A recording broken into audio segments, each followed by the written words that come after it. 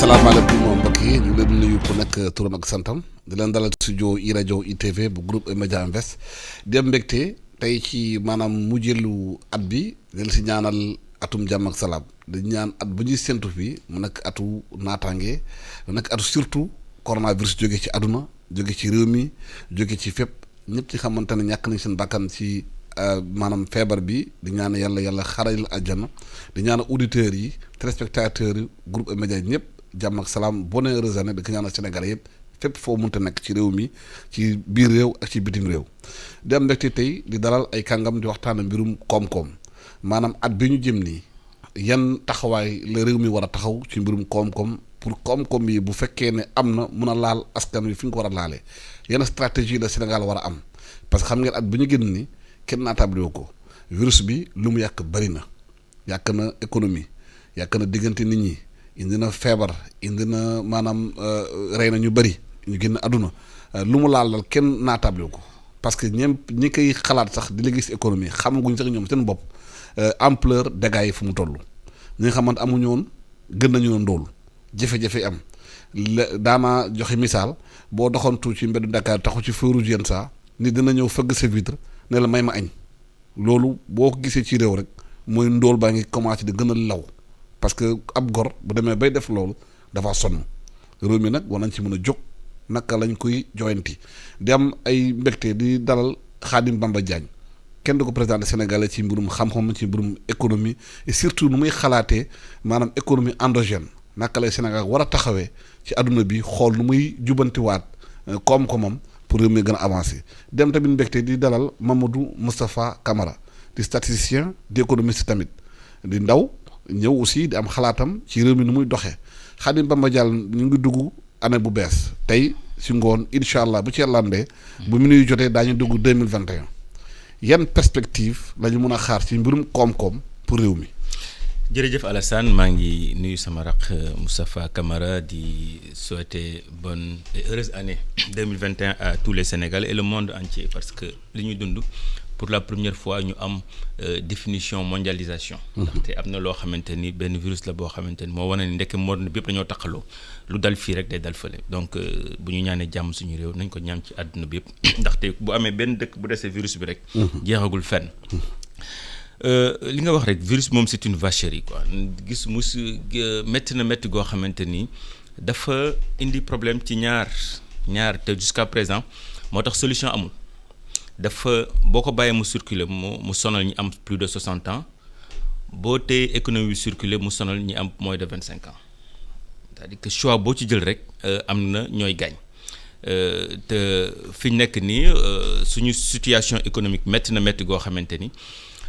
État bi moom amatul solution. État yëpp tax benn amul ci solution ay décisions yu majeures moo fi des te décisions yu majeures nag boo koy jël di nga nangu def ay sacrifices parce que li ñu naan en économie tout choix entraîne un coût choix bi mooy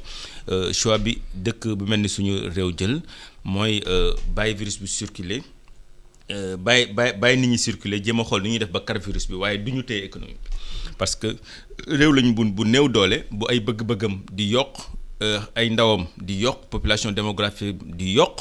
kooku mënul toog naan day xaar virus bi jeex parce que xamuñu kañ lay jeex. boo xoolee ni chaque jour ñu ne la am na beneen version bu génn da ngay dem ba boo bëggee noppalu sax da ngay noppalu ci tëju bàyyi ay version yeeg dund sa dund xam ni mënoo daw continuellement loo gisul. mais sur le plan économique. xëy na état bi à partir du mois de septembre am na courage libérer tuuti économie bi man moo tax sama genre gi noppalu xam ni lu mu métti ba ñu tëjee économie bi rek li dee ci barsàq bi ëpp nañu dee ci coronavirus bi boo xool li ma lay wax rek boo tëjee économie bi xale yi ndaw yi ñoom ngay sonal boo bàyyee économie tamit mag ñi ngay sonal donc arbitrage boobu dafa xaw a métti mais il faudra que état bi jël décision te jël na décision maintenant perspective yi lenn rek moo koy faj Alassane amul ñu benn choix lu dul nekkat suñuy activité reprendre suñuy activité normalement parce que réew lañu boo xamante ni chaque jour bu activité amee dinañ am 50 milliards 50 milliards yooyu activité bi di génne ku ne dina am ñoo xamante ni dina leen dal maintenant bis boo téyee réew mi ndax virus bi tamit di nga perte 50 milliards loo xam mënatoo koo dabuwaat. loo mënta dabuwaat te xëy na sa structure sanitaire tamit egguñu fépp dina metti nga mën a téye sa bopp état bi dafa au mois de septembre réajuster mettre en place PAP 2A plan d'action prioritaire ajusté et accéléré plan boobu mi ngi am sens que bu ñu nekkee ci relance moom amatul téye boo téye rek moom nekkatoo ci relance day nekk parce que fi ñu nekk nii incertitude la économie gën a ragal ci àdduna bu ñu xamul fu ñu jëm ku nekk day téye li mu yor. parce que kenn wóoratul di dépenser sa xaalis te xamoo ndax di nga ci génn wala doo ci génn maintenant état bi dafa waxoon day PAP 2A bi foofu la nekk comme ba léegi génn gu fa bon espoir mën na am xëy na nit ñi ñoo war a comprendre ni ñoo war a jël seen matukaay jéem a jàppale mag ñi wut politique ñu wut ay politique yoo xamante ne dañu protéger les personnes âgées vaccin yi ñuy bañ ñu wuti ko vacciner les personnes âgées parce que xawma lu ñuy bañ ci vaccin yi mais man jël risque vacciner personnes âgées moo ma gënal ñu leen di bàyyi ñuy génn àdduna parce que économie mootuñ koo téye parce que boo ko téye ndaw ñi dee. boo bàyyee virus bi mag ñi dee boo téye économie ndaw ñi dee te 6 mois yi njëkk a tëj li dee ci mag ñi li dee ci ndaw ñi ci géej gi rek moo ëpp li dee ci mag ñi donc ça veut dire que ni amoo ay choix ay décision ngay am maintenant nañu wut politique bu gaaw pour téye mag ñi mais l'activité économique nañ ko bàyyi mu fonctionner waat normalement parce que crise bi dafa mondialisé wu noo xamante ni dëkk yëpp a am problème. bu dëkk yëpp amee problème nag kenn ku ci nekk da nga war a seet sa solution bopp waroo xaar diw jàppale la waroo xaar diw jox la solution et je pense que pays africains yi chance bi leen yàlla may bu ko mayoon européens yi du ñu yëg ni sax ni virus bi am na donc man je sais que la chose virus bi c'est très sérieux mais l'économie de notre pays aussi est très sérieuse et coût bi mu jël man daf ma tiital parce que maa ngi dégg dem xam naa dañ ci waxtaanaat après ñu naan douane collecté na 1000 milliards dama tiit ndaxte douane bu collecté 1000 milliards ci dëkk mooy entreprise yëpp dee nañ. loolu loo ci xalaat ci perspective 2021 bi ci économie bi Mouhamadou Moustapha. waaw kay jërëjëf monsieur Diop maa ngi lay nuyu di nuyu également monsieur docteur Khadim Bamba Diagne di mun naa ne sama idole la daanaka sama maître la donc di wax aussi bonne et heureuse année aux Sénégalais di ñaan yàlla at mi ñu jëm ci 2021 nekk at moo xamante ni mooy dàq daal fuuf at 2020 parce que nag 2020 nekk na at moo xamante ne ni bëri na ay gàllankoor ak ay jafe-jafe. donc avant même ngay wax perspective yi boo jot na mën nañ def d'abord benn rappel bu ndaw ci li nga xamante ni moo arrivé économie àdduna bi de manière générale tey jii doo xoolee li nga xamante ni mooy données yi Fonds monétaire international di joxe sur la croissance mondiale prévoir nañ ne peut-être koom-koomu àdduna bi dina wàññeeku lu tolloog 4,9%. donc loolu mooy koom-koomu àdduna bi doo xoolee dëkk yi gën a mag sax la feebar bi gën a laal doo demee tey jii États-Unis seen taux de croissance dafa mu ngi toll ci -8%. nga ñëw ci zone euro bi nga gis seen taux de croissance moom dem na sax à -2 chiffres ndax ay réew yu mel ni France -12% et cetera. foog fii ni ci Sénégal tamit même jafe-jafe moo ñu dal donte nag réew africain yi peut-être feebar bi ni mu laalee yeneen réew yi laaleewu leen ndaxte am nañ sens boo xamante ne nii la population africaine est relativement jeune daanaka. Lu tolloog genn wàll population bi daanaka passé wuñ 19 ans mag ñi tamit taxulee na bëri noonu ko tubaab yi doo xoolee ñoom ñoo ñu ëpp expérience de vie fii Afrique daanaka ñi am lu ëpp 65 ans ñu ngi toll ci 3%. donc maintenant loolu yëpp nag bu amee comme ni ko docteur waxee sànq état tam également il faut mu def ay arbitrage parce que ñaari mbir moo am fu mu toll nii soit nga taxawal ay mesures yoo xamante ne nii day wàññi feebar bi mais day gaañ économie bi wa ilaa nga taxawal mesure yoo xamante ne nii faaw di nga ubbi économie bi te bu boobaa aussi également comme ni ko docteur waxee dina am lu muy indi ci jafe-jafe ci wàllu wér-gu-yaram. Maintenant perspective yi ñuy xaar pour 2020 daanaka moom la PAP 2A bi daal di définir ci daanaka ci ay objectifs maanaam relancer waat économie mu ngi koy passé nag maintenant ci yenn secteurs yi nga xamante ne nii ñoom la mbir mi gën a laal parce que boo xoolee Covid 19 bi laal na daanaka tous les secteurs mais secteur tertiaire bi surtout mooy secteur bi nga xamante ni moom la gën a laal daanaka tourisme bi nga xamante ni il représente à peu près 6% de notre PIB donc secteur boobu doo xoolee pratiquement dafa nekk à terre nga jël secteur yu mel ni transport terrestre aérien mesure yi nga xamante ni moom la état yi taxawal tax na ba secteur yooyu noonu également dañ ci lor bu baax a baax donc boo jëlee donc secteur yooyu noonu il faudra donc état bi taxawal ay mesures d'accompagnement pour vraiment mun leen a suqaliwaat loolu nag day indi li docteur waxaat sànq ci li nga xamante ni moom la douane collecté ci wàllu taxe donc loolu mun na tiital nit mun nañu tiital tuuti parce que buñ tollee foo xamante ne ni entreprise yi surtout yu nekk secteur tertiaire dañoo nekk ci ay tolof ba pare nag teg ci doole nga gis taxes yi wala impôts yi daal di yokk day indi beneen problème ñaari problème da leen di dal difficulté yi nekk boole leen ci loo xamante ni day ñëw encore élever seen coût de production parce que taxe day élever donc état li mu war a def foofu noonu mooy nu muy def ba vraiment diminuer vraiment coût de production entreprise maanaam wàññi leen seen i taxe ak seen i impôt et cetera donc loolu noonu bu amee également ci secteur tertiaire bi également secteur informel bi nga xamante ni moom moo vraiment porté suñu économie daanaka ñu ngi koy wax statistiques yi sa lu tolloog 97% des entreprises du Sénégal ci informel lañ nekk donc ñooñu noonu tam également nga xamante ne nii bokk nañ ci ñi gën a loru encore ci feebar bi damay joxe à chaque fois référence ci exemple toujours docteur bi nga xamante ne nii day citer xew yi daan am ceet yi ak ngénte yi ak même ba ci sax yenn xew religieux yi daan am nga xamante ni da daan générer lu bëri ci wàllu koom ndaxte ki daan xewle daan na dem ci daral bi par exemple noonu secteur élevage bi daal ci gis seen bopp mu jënd nagam wala xar mu dem ca marché ba commerçant yi gis ci seen bopp ci wàllu tissu yi wàllu même aliment yi ñuy utiliser ci togg yi et cetera également mu ñëw louer ay chaise am ak ay bâche ak yu demee noonu ñooñu ñëpp ci informel bi lañ nekk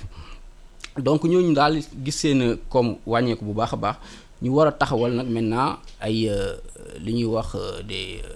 des mesures d'accompagnement pour secteur yooyu surtout en termes de financement parce que informel quand même dañoo amul accès bu baax dañoo amul accès yenn accès yi ci wàllu financement yi. daañu ci ñëwaat ci kanam tuuti. Docteur sànq nee nga da nga tiit bu ñu waxee douane def na 1000 milliards 1000 milliards yi bu amee dafay mel ni pour yow entreprise yu bari dañoo dee importation yokku est-ce que loolu dafay wone que Covid bi lu mu rey ci entreprise informelle yi bëri na parce que ñu ay plus de 7000 et quelques. mais c'est sûr moo tax douane moom dëkk buy dox recette douanière am day wàññeeku recette fiscale am di yokk loolu mooy dëkk buy dox santé économie moom loolu la li ko Moustapha waxee léegi rek boo xoolee nag suñu réew 2017 rek ñu ngi woon ci 600 et quelques milliards mais dafa gaaw trop alors que moment boobu la ñuy teg PAP première PAP bi te dans le plan Sénégal émergent moo bi ñëw lu bëri mooy transformation structurelle transformation mooy fii la ñu commencé di produire boo commencé di produire fii mooy dootoo ko jëlee bitim réew. loolu jëlee bitim réew nag day créer ay recettes fiscales mais day wàññi douane. maintenant bu ñu ñëwee ci douane commencé di yokkaat exploser même presque dafa exploser li c'est extraordinaire mooy la lépp lu ñu waroon produire ci biir réew moom produit dee na léegi lépp dañ koy jëlee bitim réew.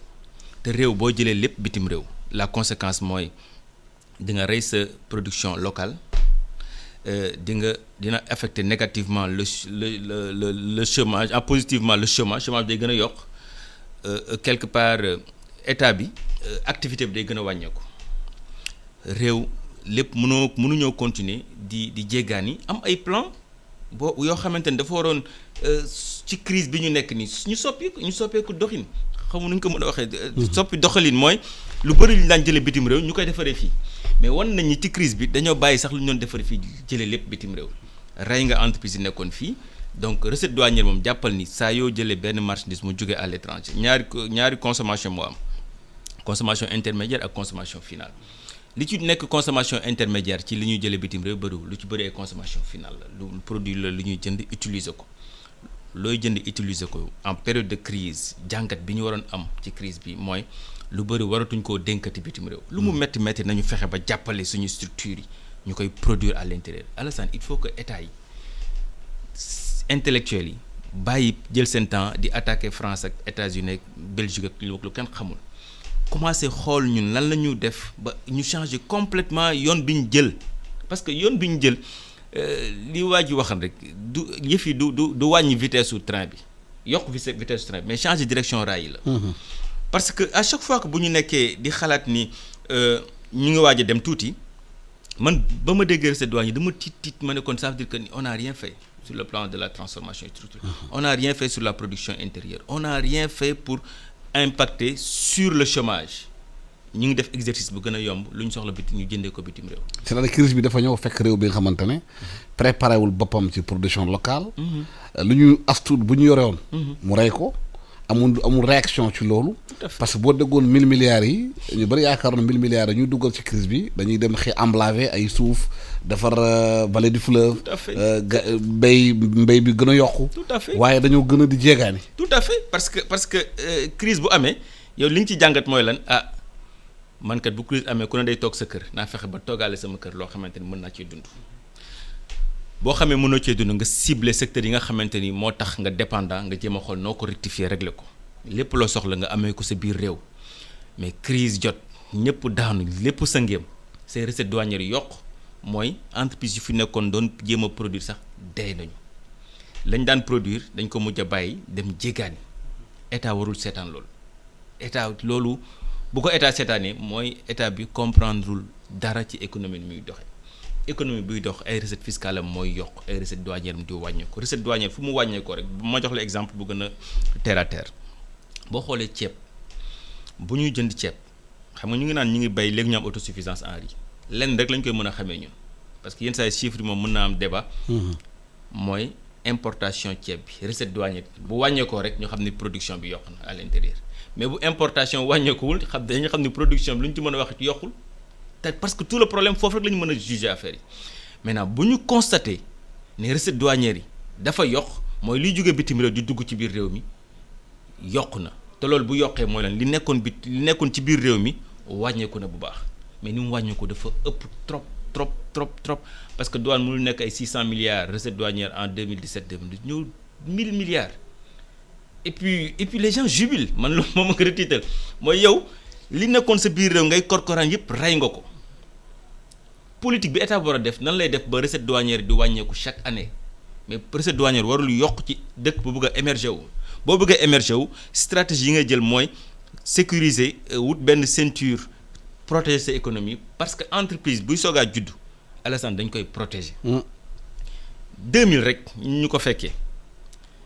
boo yoree téléphone chinois paa yi ci jumaa ji je me rappelle dañ daan wax naan ñi am téléphone fay leen mais ñi am chinois di génne leen batterie bi. tellement bruit bi. mais tey chinois yi ñoo lay defal téléphone yi gën a sophistiqué ci àdduna. Japon en 1960 c'était le même cas seen produit taxul woon muy produit mais on les a aidés dëkk da nga koy protéger may ces entreprises mu am tuuti marché muy dem xam nga bu suñu entreprise bu ñu gañewul sax tëli. Alassane boo sa entreprise nga am Sénégal entreprise mënoo gagné tëli Sénégal mais kooku mënoo ko gagné Gambie mënoo ko gagné Guinée. parce que doo am ay termes de référence doo ko mën a remplir. parce que am na ñu xalaat ak état bi dafa war de discrimination ci commande publique bi privilégié entreprise sénégalaise yi ku bëgg a ñëw nag bëgg ci commande publique bi Sénégal na am d'abord ba pare nga doog ci bokk. mais Alassane France xam nga lan lañ toppee woon Cahuzac lañ ko toppee woon. que fa am compte Suisse compte bancaire la am Suisse lañ ko mënta baal. parce que pour ñoom xaalisu France warul jàppale beneen dëkk xaalisu France rek yow nga am ay sénégalais yoo xamante ni Alassane Samba Diop bu amee entreprise Sénégal Alassane fii ngay sa xaalis fii lay des fii ngay fay impôt sur le revenu fii ngay fay TVA fii ngay fay impôt sur le bénéfice te li ngay dundee après yow yow li ngay gagné sax fi nga koy dépensé waat jàppale la moo gën koo xamante ni bu ñëwee bu day jéem a maximiser ba fay la le minimum d'argent possible yóbbu li ci des rawale ko kooku nga jàppale ki nga xamante ni lu mu gagné fii lay des moo gën nga jàppale koo xamante ni ma ngay xool nu muy def ba lu mu gagné mu rawale ko réew amul loolu kenn du ci mere réew xam nga li Donald Trump waxoon American First da koy wax ci kaw mais amul benn dëkk ci àdduna bu fonctionné wul noonu. dëkk da ngay protéger loo xamante ni bu coup dalee comme crise bi nu mu ne tël dal sa kaw nga xam ne yow kat am ngay ressort yoo xamante ni lu mu metti bu ñu la jàppale sax nga génn ci Sénégal mënuñu woon les entreprises mënuñu woon jàppale état bi parce que dañoo loofoon boo xoolee yeneen dëkk yi ay Maroc ay 1000 milliards la seen entreprise génne ñun mënuñu ko génne parce que dañoo loof. Il faut que ñu créer des champions nationaux te ni ñu leen di créer Alassane mooy la lii douane ne moom la am ci impôt lii ku mu tiitalul ci réew mi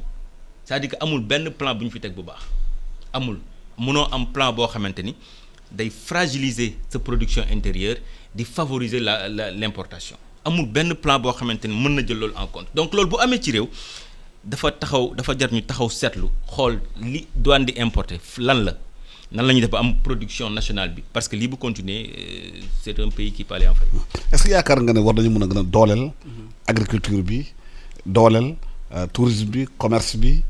culture bi pour réew mi am yoon yu mu génne est-ce que réew mi am na stratégie économique. bon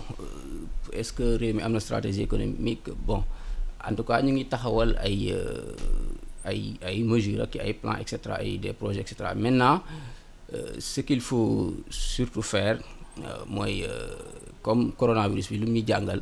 dafa wane ne réew mu nekk da ngaa war a dépendre d'abord ci sa bopp tey àdduna bi fu mu toll on parle maintenant de relocalisation donc même réew yi nga xamante ne ni dañ doon def ay investissement direct étranger ci réew africain yi la plupart dañuy dem ba dana toll foo xamante ni dinañ récupérer waat seen yooyu yóbbu ko seen i dëkk. maintenant donc réew mu nekk war nga am sa propre souveraineté alimentaire nag bu ñu koy wax agriculture moo ci jiitu agriculture maintenant nan la ñuy taxawalee nan la ñuy jàppalee agriculture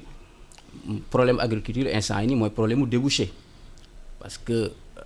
donte ren jii nii am nañ nawet bu baax peut-être dinañ espérer ne dinañ bay tuuti lu am doole mais problème bi mooy les débouchés maintenant débouchés yi noonu nag ci la état bi war a daal di jouer donc nu état bi war a taxawee foofu mooy jàppale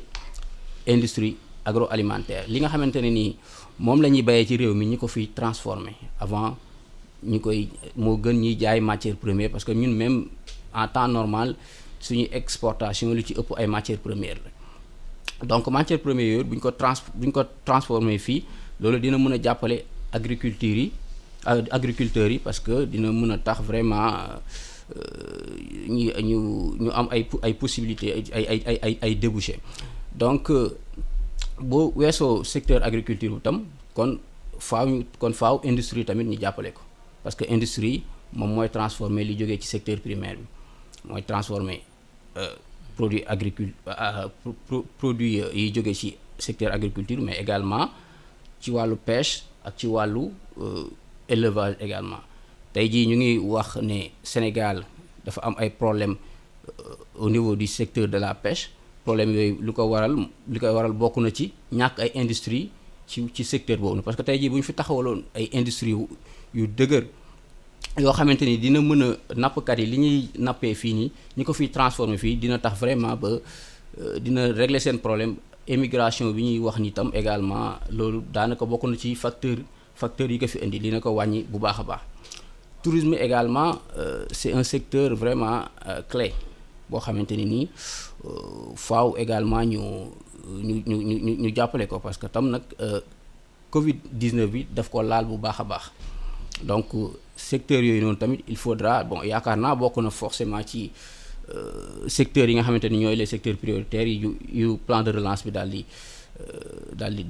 di taxawal mais il faudra mettre vraiment des moyens donc ba mu leen a suqaliwaat parce que tourisme bu suqalikoo ñi ci jariñu dafa bëri ndaxte tey jii boo xoolee secteur boobu artisan yi nga xamante ni ñoo doon ne par exemple ci village artisan et cetera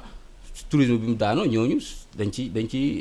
dañuy am problème dootuñu liggéey tubaab bi bu ñu ñëwatul ci feebar bi ñooñu noonu daanaka seen liggéey dafa arrêté. ñi ciy yëngu daal dafa bëri lool donc secteur bu essentiel la boo xamante ni war nañ ci daal di vraiment war na mun a constituer levier de croissance bi nga xamante ni bëgg nañ ko. Khadim ñëpp nee nañu réew mi ñàkkul koom-koom mais koom-koom bi nu ñu koy répartir nu ñu koy gérer épargne locale am na xëy na ñoo demul seeti fi xaalis bi nekk génne ko pour développer réew mi yow ci téere bi nga bind. wax nga ci l'économie mouride. am na ñu wax économie musulmane économie religieuse de façon générale. taarix yëpp ci réew mi gis nañu potentialité yu ñu war a mën a mobiliser. lu tax état bi buy defar ay plan du ci boole xalif généraux yi. parce que ñoom am nañu ay nit. du ci boole xalif général de Tidiane xalif général de Mouride de Ndiassane même église bi xool lañ ñoom lan mooy seen approche économique intègre ko ci plan yi pour réew mi am un plan national. mais Alassane loolu nag mooy combat bi gis nga combat bi moo tax nekk fii di attaquer xeex ak France ak xeex ak États-Unis perte temps la parce que ñooñu peaufiné nañu wax nañu li ñu war a def dans 10 ans 20 ans 30 ans. bind nañ ko lu leer l'Afrique c'est notre avenir. dañ loolu mooy nañ ñëw jël ressources africaines yi développe suñu réew. tout à fait ñun ñu nelaw rek. man Alassane loolu du ma ci xeex ak nit. France mënu ma koo mere ñi ko nit ñi di mere nii non mais ci logique am la nekk dëkk yi dañu nekk ci seen logique parce que dañuy toog xalaat seen avenir ñoom tamit stressé nga xam ne seen avenir yi pour ñu génn ci nañu dem fee nga xamante ni gars yi ñu ngi ci ay détails ñu jël la ñu am parce que li ñu am ñun moom la ñëpp di wër muy matière première. ni ko Moustapha waxee. matière première moo am liggéey matière première moo am moo am impôt sur le revenu moo am TVA moo am lépp moo am liggéey comme ñoom seen matière première doyewuñu ko dara nañ ko jënd defaraat ko jaayaat leen ko sax ñoom mooy loolu indi importation douane bu metti bi. parce que boo xool la dugg douane lu bëri fii la jóge dem ñu transformer la ko da ngay jënd ba pare indiwaatal la ko. parce que boo déggee Sénégal chaque année facture meew bi rek 60 milliards la. c'est extraordinaire te nga dem ci àll bi bu amee yenn moment yi ñu tuur meew bi ñi nga xam ne ñu ngi defar meew ci réew mi kenn accompagné wu leen pour dooleel leen pour ñu yokk taxes yi ci importation yi permettre industrie locale mu dox. mais tout à fait loolu c'est de logique économique mais dafa lu tax loolu mënul am. waaw mais Alassane loolu xam nga moo tax ma ne la ku ci mere France ak États-Unis da nga leen tooñ. ku mere dëkk bu am doole donc parce que noonu la dëkk di xalaatee dëkk day xalaat ne man lii laa bëgg nan laay def ba mu jàll ci àdduna yow Sénégal loo bëgg Sénégal lu mu bëgg Sénégal bu wutu xaalis day dem ba Paris toog fa lay wutee xaalis lu tax du ko defee fii xam nga ñun dañoo am économie solidaire dañ cee yàgg Alassane boo demoon fi say waajur jóge ya nga xam ne ki fa tane tuut day jàppale ñi amul. on a toujours une économie solidaire suñu dëkk yi noonu la ñu fonctionner. il faut que ñu xam ni modèle européen bi nga xam ne ñun moom la ñu topp modèle boobu dee na jeex na mënatul jur dara boo xoolee adduna bi économie adduna bi sax modèle asiatique bi moo ko yor te bu demee bu yàgg day épuisé wu bu ñu amul suñu modèle bopp boo xamante ni du ñu xoolee kenn du ñu jéem a toppandoo kenn da ngay dégg sax yenn xarit naan la noo demal ci université américaine bi am na benn collègue bu ma doon bëgg a yóbbu ci benn université américaine naa ma non boo fa demul doomu ay prix Nobel ma ne ko vous pensez que yi ngeen am ci prix Nobel ci dëkku jàmbur culture yu jàmbur façon de travail yu jàmbur.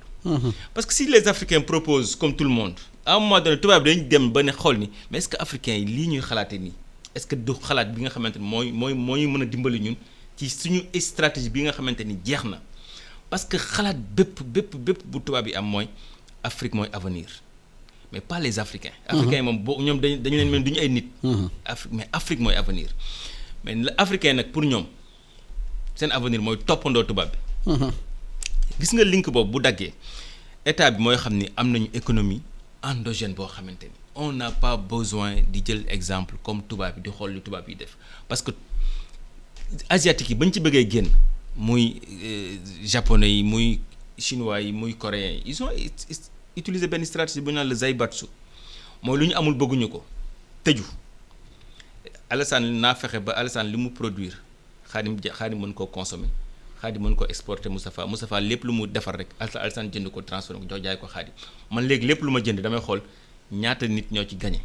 nga xamante ni bu ñu ma présenté ñaari produit ci benn boutique damay xool produit bi ñaata Sénégal ñoo ciy gagné ak bii ñaata Sénégal ñoo ciy gagné stratégie boobu état moo koy njëkk defoon nañ ci benn une entreprise buy monter auto au Sénégal seen Iran xaw ma. Alassane na administration nangoo dawal auto seen Iran léegi seen Iran jóge fii mu nekk léegi auto yu bon yi yëpp nga xamante ne boo dawalee auto 2 ans yóbbu ko seen Iran ñu changé la ko auto bu bees duñ ko def. gars yi dañuy dem jënd oto yi nooy à l'étranger mais boo nekkee ci aisance confort boobu population bi mënuñoo dégg leneen li nga leen wax loo xamante ni mën nañ ko defee à l'intérieur du pays. Il faut que état bi am cette vision endogène de son économie. boo bëggee dara marché état bi marché la oto yu état bi jënd c'est un grand marché. 380 milliards par an. mais 300 ban entreprise buy defar oto ci àdduna bi ngay woo ne ko kaay ñëw ci réew mi recruter ay sénégalais ma lay jox marché oto bi. mu koy bañ marché dafa gën a ngand loolu. te créer emploi. da ngay créer emploi di jël sa TVA di jël sa impôt sur le revenu di jël sa impôt sur les sociétés say sénégalais amaat xaalis dem di consommer sa économie dox parce que marché 300 milliards entreprise boo ko wax ci àdduna bi boo ñëwee bis ni que tey Sénégal dootul dawal ci oto bu ñu neex ñëpp par exemple Toyota la ñuy dawal wala ñëpp BM la ñuy dawal ba keroog ñu mën a dawal kiyal suñu bopp BM ñëw di ko monter fii di ko defaree fii ñëpp di ko dawal. li nga ciy am mooy da nga am transfert de technologie Sénégal dañu xam ne léegi oto nu ñu koy defaree parce que ñoo fay liggéey bu beem xëyoon suba dem sax di nga mën a continuer defar sa affaire il faut que ñu commencer di réfléchir nan la ñuy def ba bàyyi recette douanière moo tax recette douanière tiital ma parce que recette douanière foo ko gisee mooy entreprise yëpp lompoñ nañu dee nañu. mais religieux yi naka la ñu mën a mobiliser l'épargne. mais xam nga fi ñu ne ni capital confiance bi am ci réew mi ci religieux yi la nekkatul ci homme politique yi. am homme politique yi bon dama yàlla baal mais pour wóolu leen dafa jafe parce que parfois dañuy signaler gauche di jàdd droite. waaw lu ñu signaler sax yéen sax. voilà day jafe nga mën leen téye alors que homme religieux lu ñu la wax def ko te xëy na gëm nañ ni ñun jusqu'à présent dañoo séparer spirituel beeg temporel ba mu ëpp ku ci nekk di jéem a jaay intellectuel toppandoo tubaab bi ah non ñii nañ des fii nga wutal leen benn carcan. ah non politique yëfi lu bon la te politique mooy gérer réew mi. tant que rideau de fer boobu nekk entre le spirituel et temporel jógul parce que le spirituel bu waxee les gens exécutent ñi nekk ci temporel bi sax dañuy exécuter. maintenant bu ñu xëyee suba accepter ni sur le plan économique xëy na bu ñu doon def stratégie de levée de fonds dans ce pays là pour financer benn infrastructure du metti mais na ci sëriñ si dugg. sëriñ si bu ñuy taxawee ne Alassane am benn usine boisson ñun ñëpp naan leen boisson bi ndax bu ngeen ko naanee il y a des milliers de Sénégalais yoo xamante ni dina leen may dootuñu demati ci mbënn bi ñu commencé liggéey parce que dans toutes les villes religieuses sous peu dañuy devenir bombe sociale. parce que nit ñi ña ngi fay dem ndax yaakaar. waaw comme amu fa ñoom ñëpp seen économie ci commerce lañ ko teg amul industrie Alassane ñàkk industrie moo tax douane di collecter lii. léegi nag loolu pour mu mën a am il faut que état bi mettre en place benn politique beneen gis-gis génn ci gis-gis bu yàgg bii mu nekk gis-gis boobu bi nga xam ne dafa monotone depuis 1960 on fait les mêmes choses dem France jëli ñëw jaay et puis kontaan wuy croissance tépp nga defaraat sa costume dafa nit ñaa ngi souffrir nit ñaa ngi dee te loolu pour mu dañ il faut que ñu commencer am benn produit ñëpp jàpp ci Alassane dafa neex nga gis benn Sénégalais bu am benn entreprise moom mu bañ a Sénégalais bi am entreprise bañ a nekk di duutante. di bañ a naxanteeg impôt mais jéem a respecter lépp ñu xam ne kii ku ko jàppale Sénégal nga jàppale doomu Sénégal nga jàppale ay doomu Sénégal ñoo ciy liggéey tant que amuñu loolu chaque jour chiffre daal di nga ko dégg ay 1000 milliards après ñu ne la am nañu 2% de croissance maa ngi dégg ministre naan amuñu sax récession ça n'a rien à voir avec une croissance négative loolu erreur la bu suñu homme politique yi def. récession bu sa croissance wàccee de 2 points yaa ngi ci récession boo jógee ci 6% ñëw ci 4% yaa ngi ci récession tous les pays du monde sont en récession amul dëkk ci àdduna bu nekku ci récession ça n'a rien à voir avec une croissance négative c'est une croissance négative loolu du récession mooy croissance bu wàcc par rapport ak fa mu daan nekk bu ko wàccee 2 points rek mi ngi ci récession donc toutes les économies ñu ngi ci récession donc li ñu war a régler problème bi mooy fexe ba réew mi di produire lu muy lekk au moins ñu am ay secteurs ñu ne bis ni que tey Sénégal dominé na petit déjeuner lépp lu ñu ndekkee Sénégal la jógee nañ attaqué añ bi nañ attaqué reer parce que forte consommation yi boo ko maîtriser. te sëriñ si mën nañ cee jàppale ci lu bari sur la citoyenneté sëriñ mën na ko citoyen parce que gis nga ambivalence bi am ci citoyen bi bu nekkee taalibe ni muy fonctionner ak bu nekkee le citoyen ni muy fonctionner day mel ni ñaari nit la te benn la pour moom fii yàllaa fi nekk nit ñi dañuy respecter affaire yi moom day jubal bu nekkee citoyen bi dana bon ñi koy gérer bon lu leen neex la ñuy def ñoom tamit comme ñoom lu leen neex la ñuy def man it lu ma neex laay def alors que nit ki ñu soxla ci citoyen bi ak ki ñu soxla benn nit la war a doon nan la ñuy def ba tabax benn sénégalais dong nga xamante ni comportement bi muy am ci bu demee ci kër chef religieux moom lay am pour nekkee ci état te loolu pour mu am nag je pense que ñiy def politique ñoo war a góorgóorlu tuuti yokk ci tuuti valeur parce que politique bi léegi Alassane dafa ku jug yàpp leen parce que tamit dañoo neex a yàpp en réalité il faut que ñu dépasser politique de confort am xaalis luxe ci alalu réew mu ndóol boo koy gérer il faut nga wax leen ni li may gérer ci yéen ni may def ba dajale ko métti na trop li ngeen am bëriwul su ma koy laal sax foo ma koy laal avec beaucoup de voilà nga am kersa di ko laal mais tant que ñu ngi koy laal ñoom nu mu leen neexee dina am problème trop ci ambivalence boobu. noonu sànq exemple am na ñu xalaat ne état bi il faut ñu xool train de vie am nu mu mel parce que boo waxee réew baa ngi ci pandémie jafe-jafe yi am na jaaykat yi mëntuñ jaay parce que am nañu jafe-jafe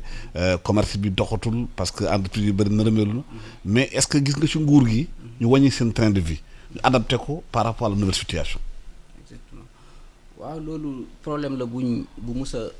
am ci réew mi naka jekk waaw parce que suñu homme politique yi ñoom en général dañuy faral di def la ñuy wax nguur ñoom en général ñu ci bëri nguur dañ ko jàppee comme loo xamante ni nii lu luxe la loo xam ne dañoo war ci ñëw defaru ci ñoom bu baax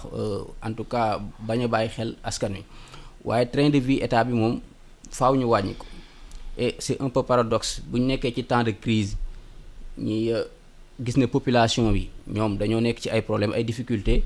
nga gis leen ñoom mu mel ni daal affaire bi safu leen nga gis ñuy recaser yenn hommes politiques yi di créer des voilà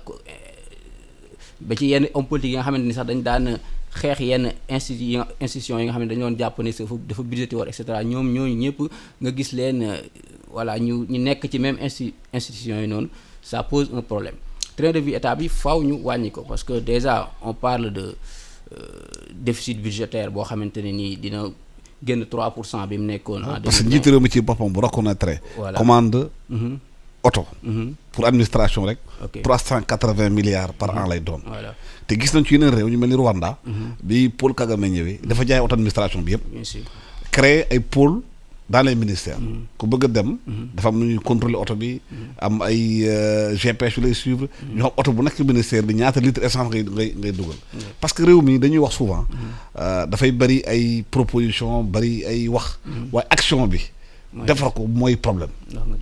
oui en effet. dafa mel ni buñ jotee def rek ku nekk day taxaw di xaar keneen ngi def bien sûr en effet gars yi en fait des fois kii dina fi nekk nii mais volonté politique bi tamit des fois dafay des waaw parce que ñu ngi wax ne Sénégal dañuy am ay problème bon ren forcément suñu déficit budgétaire dina creuser bu baax ñu ngi wax ne dina situé ci 6% de notre PIB déficit budgétaire boobu bon bokk na ci li ko indi tam am na ay dépenses yu ñu def yoo xamante ne ni Covid-19 moo ko waral moo waral dépenses yooyu noonu yokku mais am na ci yoo xamante ni la plupart ci fonctionnement état bi moo ko indi comme ni nga waxee achat de voitures yu bëri yooyu noonu le budget de fonctionnement de l'état normalement dafa waroon a diminuer bu baax a baax ñu orienté ko en fait ci investissement wala sax au moins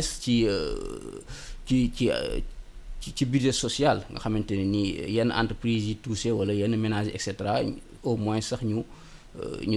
lii leen ko dans les normes loolu moo waroon a am ci temps crise maintenant nag li nit ñi constaté la plupart mooy ñoom daal tëriruñ compte vraiment de la souffrance de la population. maintenant loolu nag mun na indi quand même ay révolte yu bëri da nga gis ni sax phénomène Barça wala Barça yooyu noonu yëpp en général jeunes yi dem ba amatuñ benn espoir moo koy waral parce que dañuy gis ñoom ñi nga xamante ne ñooy am politique di gën a am ñoom ñi gën a souffrir loolu nag baaxul ci société. gis nañu kon ni nga ko waxee sànq Maroc rôle bi roi bi di jouer ci économie marocaine nu muy defee di conquérir en Afrique des marchés pour le Maroc secteur privé marocain nu mu taxawee pandémie dafa wane que état dafa ñëwaat au cœur de la stratégie économique. Est-ce que fu ñu toll nii ak lu ñu weesu nii ak année bi di ñëw sentir nga qu'il y a un changement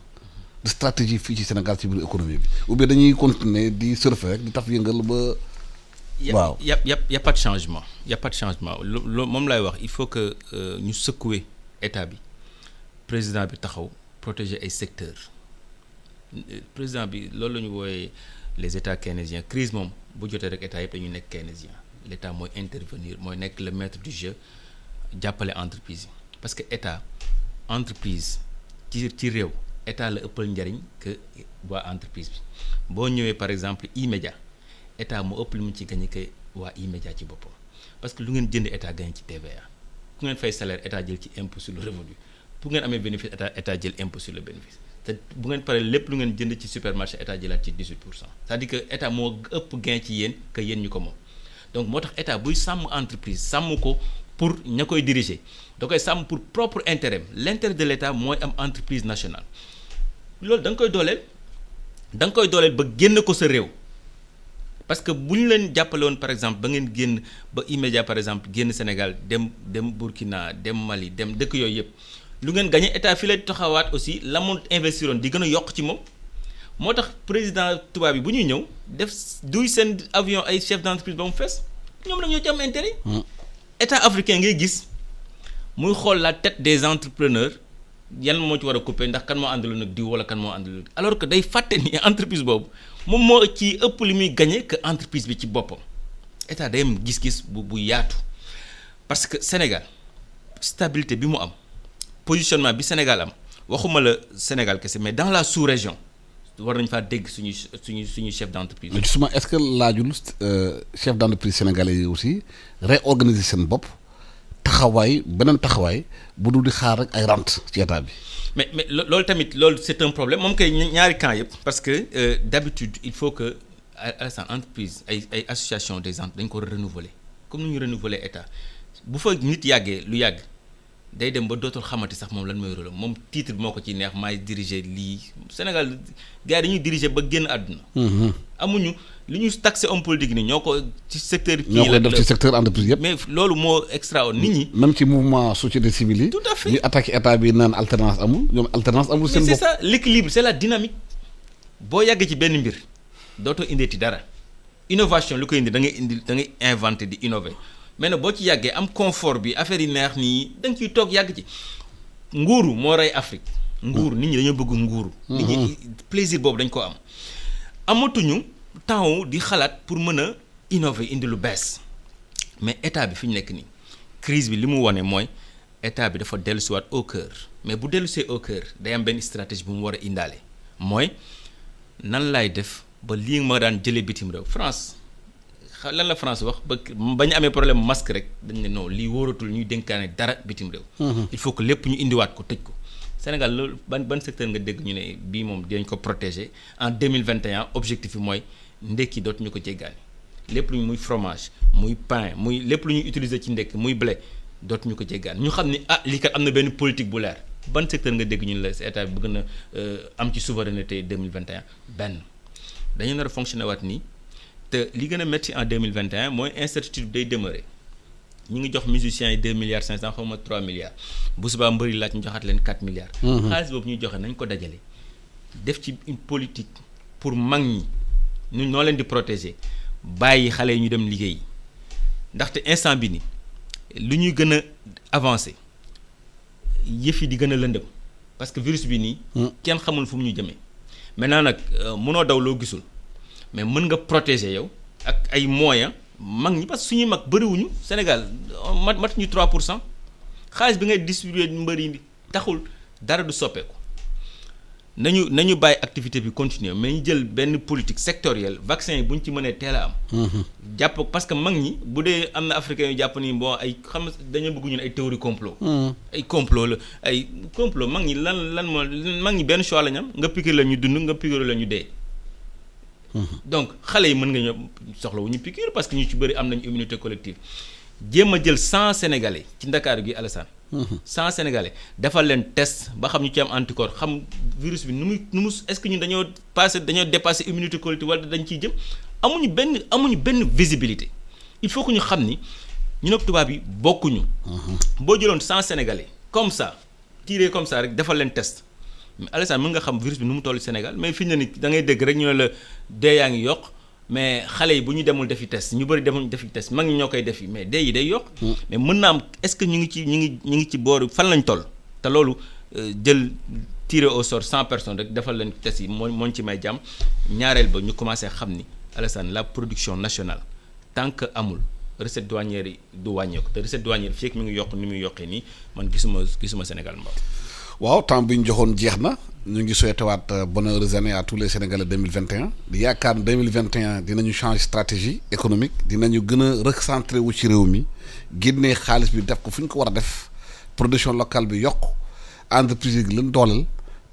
patron yi tamit ñoom nekk ci privé bi gën a boolewu seen ba xam lan mooy seen stratégie lan la ñu bëgg pour réew mi gën ci jafe-jafe yu nekk nii parce que bu ñu changer stratégie comme ni nga ko waxee bu ñu compté di jeegaani di indi entreprise dañuy gën a di dee réew mi na gën a sonn te virus bi nekk fii mu nga fii ba léegi kenn xamul kan lay dem ñu ngi ñaanal ñëpp ngeen augmenter mesures barrières yi moytu feebar bi defar masque yi defar gel yi moytu xale yi protéger mag ñi ñaanal Sénégalais yi nag